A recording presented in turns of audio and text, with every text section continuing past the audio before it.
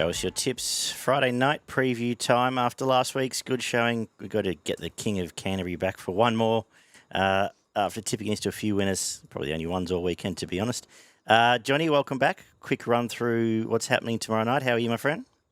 Doing very well. Hopefully a few more winners tomorrow night. But yeah, I think it's a much trickier card this week, so we'll see how we go. Both programs do look, from my brief, looks a bit trickier, but we'll see what we can come up with. Any takeaways from last week of racing very quickly? Look, Friday night was I think we got a bit fortunate with some of our best just lobbed on the rails, and Canterbury Friday night was just get on the rails and win. Weekend racing, it was much of the muchness this time of year. Obviously, Fangirl was really exciting to watch, but a lot of them were working towards their grand final. So, yeah, it was a good weekend, but I think we'll get slowly and progressively much better throughout the carnival. Absolutely, yeah. The proper Sydney stuff's now kicking in this week. So Beaver and I will be back to preview all of that tomorrow, Friday afternoon, and get that up. And in the meantime, let's make some money. As we said, good weekend out last weekend. Canterbury was good. You found Dragoon at a price. Another one later in the evening at a price at down south, which is good. Yeah, all the value got up and all the best bets got done. So figure that out. Well, welcome to our world, mate. Canterbury tomorrow, soft 7 currently rated, should race better than others. The forecast has gotten better and better all week. I know it's supposed to be a hot day tomorrow. I assume rail true. Can we make ground wide, or how have you treated this? Yes, so throughout the whole summer, it's kind of been leaders, and then midway through the card, it just kind of flips and they start making ground. So I'll probably keep an eye out for that. But I think I'll start with trying to find on paces. Tempo obviously dependent, but yeah, hopefully they can make a bit more ground, just bring a bit more of the field into the betting. Yeah. Let's see, get your thoughts though. Full disclosure, I won't have much to add, given we've got Premier Sales kicking off next week. I've been a bit busy with that, and obviously Blue Diamond Day, which I spent the afternoon getting through Caulfield. I've got Rosehill to go. Rail True Canterbury. We kick off with the babies, 1,100 metres for the 2-year-olds. Anything caught your eye from the trials? Gatsby's was hard to miss, and looks like J-Max had first picking on that. So really nice draw as well. I've been betting less and less on these 2-year-olds off the trials, so I'll probably just watch them go around. But yeah, hard to miss Gatsby's trials, and I think it comes in really well here. Of the race brigade, I didn't really find much. I don't think it's got to beat much here, to be honest with you, but it'll be keen to see how it rocks up. So that one, yeah, clearly on top, probably the only one I'd want to have money on at this stage. Do you find, as we get the back end of the 2-year-old season, that the trials seem to mean a little bit less? Yeah, 100%. I think that's where you got to know which stables are used in trials for what reason. And some of them may be just working towards the back end of the carnival with that longer stuff. So you've got sprinters coming up against your 14 to 1600 meter horses. So a bit difficult to line them up, but like I said, that's probably the main reason why I'm betting less and less on them. Yeah, fair enough. Race 2, benchmark 64, 1900 metres. So, yeah, some of the best betting to be found in Sydney here. Anything caught your eye, though? Yeah, I ended up with Sunlord on top. Yep. But, yeah, mainly because Don Pedro and Malabar were the two others, the only ones I could probably entertain. And I don't think it's the best setup for him. They've Ben Osmond and Molly Burke jumping on. I think Ben Osmond's going to just jiggy jog him in front, but that kind of helps someone like Sunlord. Nash is going to be on there. He's just going to be camped running behind, which usually I don't like, but I think in a situation like this, it's got 1900 metres to get its way out. He's the best jockey in the race. And looks like an out-and-out stayer from its build, its breeding, and its running. So, and it ran really well last time as well. So third up here, out to the 1900, that was the best one. I probably won't jump into any early betting in this race. I'd like to see him and see what the market does. But yes, I'm not on top for sure. Yeah, format of both those starts this time in's been good too. Yeah, absolutely. And I thought the Professor was an interesting one, just because I think it's going to get a right map and it's got a few runs under its belt as well. Something a bit different to those top two. Race 3, 1200 metre benchmark 64. What have you come up with here? I ended up with Amaro on top just because of how softly it did it last time. Like, pretty much gets a very similar trip here. The one I thought was pretty interesting was Shine Your Light coming into this third up. I didn't expect it to be $14 or whatever it is at this point. So I think that's really good value. I can see why the market's come for Merchant Lady, but I'm just not sure if it's going to have enough dash in it to run around some of these. It was a pretty soft debut, and I don't think it beat much. It was only a 4-horse field, so pretty hard to measure up where it'll get. But I thought Amaro was very impressive in that debut. Jumped, ran, kicked away, and it was doing some of its best stuff late. I thought so. Yeah, I thought Amaro, Shine Your Light, and then like even something like Right This Way from a bit of left field out of the Mick Friedman camp. It ran well, sat outside the leader, and kicked on well. I think it was at Narra. So I had those three on top. I'm kind of happy to let Merchant Lady go through.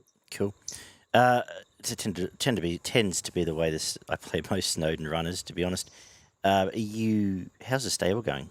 Have you noticed much of them? The stable, I can find some stats for you in just a moment. They have picked up for sure, but I think it's been a little bit. They're all over Caulfield coming up as well. So yeah, exactly. And look, Tom Sherry, I know he's a rider that they rely on quite a bit, but he's not one for me. Look, the Snowdens in their last 100 runs are striking at 24%, which is wow. Outrageous, and their pot is just hovering around break even. So, great. But I doubt you'd be finding, without looking at them, I doubt you'd be finding a lot of them in strong metro races. They are sending them a bit out wide. So, it might be a little bit skewed, those numbers. Yeah. Back on the 2-year-olds as well, they've this year had their best batch, I think, for a couple of years. Yeah, absolutely. They've getting some pricey ones as well, which, I mean, it's good to see them get their hands on a few and see what they can do with them. Yeah. The fourth is Benchmark 72, $12.50, a short price favourite in Rhythm of Love. Are you looking that way again for Nash? Yeah, I had him on top. I really liked its trials, and I think it's stuff that last prep was probably better than these guys. Interesting to see Romeo's Choice runs here. No jockey nominated.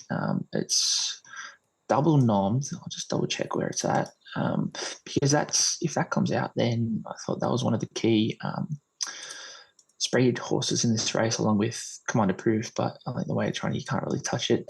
So yeah, Rhythm of Love was on top for me.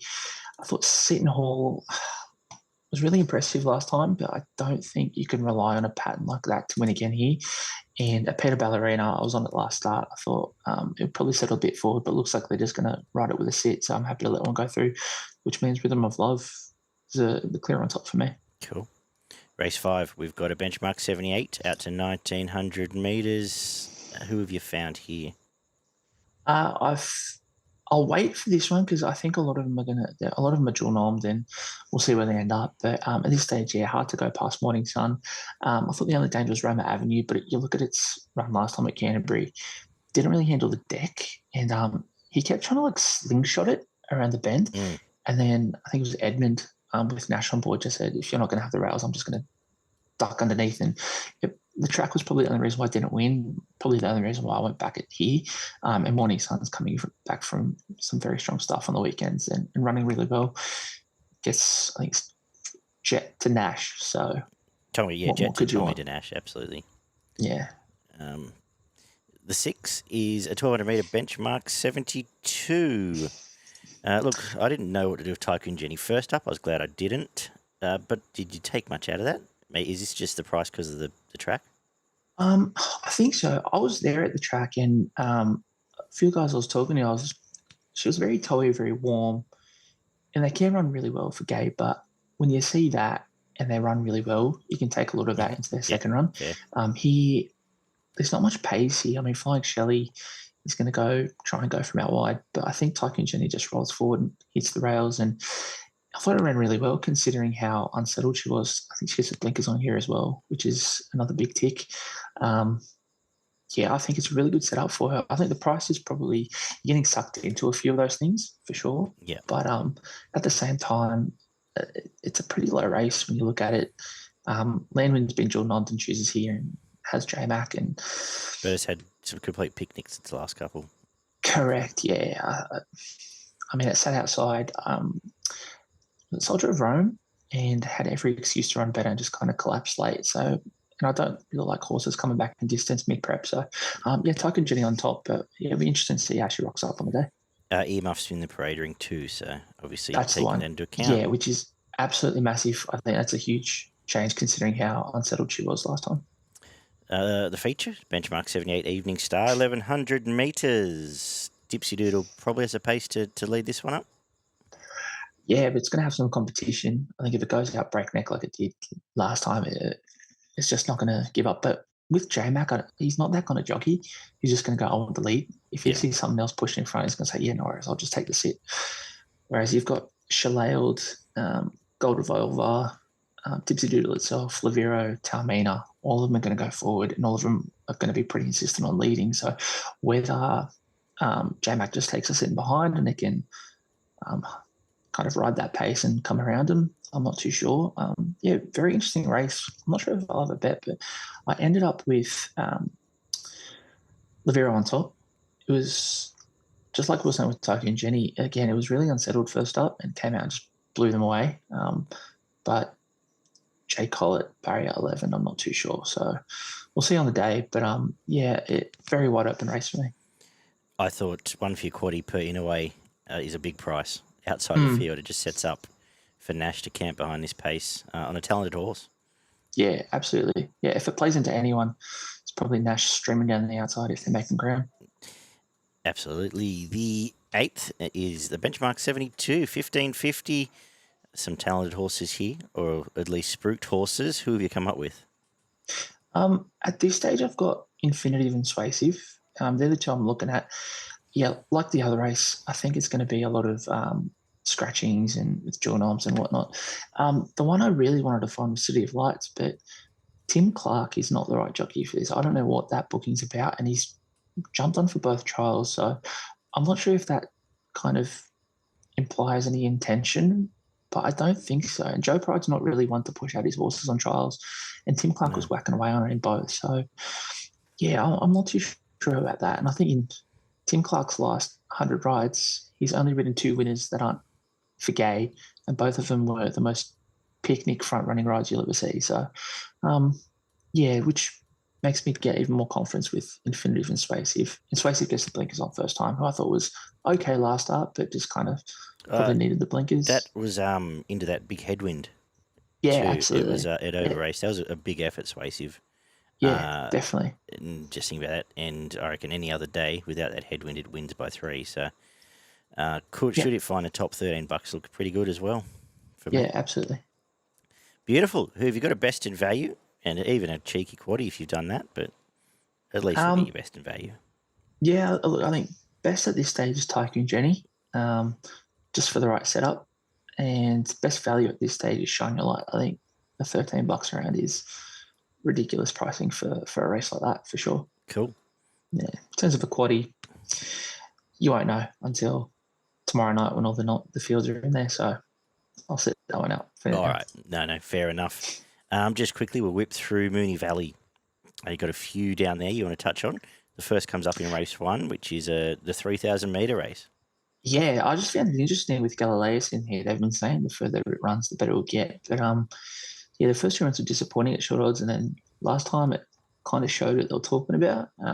Even like drop back distance started to show a little bit more potential, but it's come up at $1.90. And if you're taking that, consider it's probably the best horse here, but good luck to you. I thought it was funny that Flambeur's running down here. Now, if this thing wins this race, just Victorian Racing can pack it in, because I saw it at Gosford and it was terrible. So if it jumps down there and wins this race, good luck to you. He's got a fair record. He used to send True Marvel down and a couple of others and pick it up there. If we're getting 3 places, surely Border Leicester can't miss a place there.